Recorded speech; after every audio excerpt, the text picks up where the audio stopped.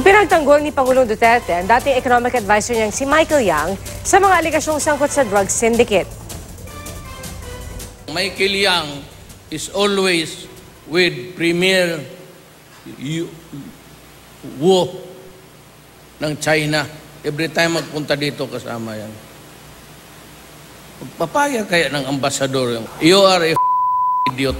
Nila asyerto mo. Kasi alam ko na, sabi niya, hindi ko raw binigyan ng importansya. Bakit ko bigyan ng importansya? Kayo yung imbestigar, di gawin yung trabaho ninyo.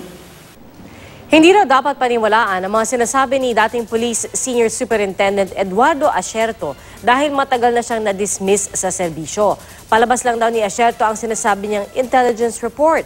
Wala pang pahayag si Asierto kaugnay nito at nauna niyang ibinunyag na sakot si Michael Yang at isa pang negosyante sa illegal drug trade sa bansa. Ibinigay daw niya noon sa ilang opisyal ng gobyerno ang mga nagkalap na report kaugnay nito. Sila Michael Yang at Alan Lee nagpapacilitate ng entry ng drug sa customs by getting 50,000 per kilo. Yun yung report sa akin. Kung talagang galit si Presidente Duterte sa droga, bakit hindi niya ipinahuli ang mga nasabing taong ito?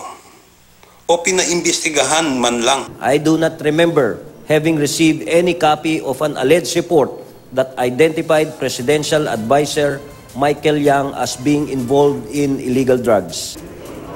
Ayon naman kay Executive Secretary Salvador Medialdea, hindi pa nila mahanap ang umano'y ulat ni Asierto na isinimiti raw sa kanilang tanggapan.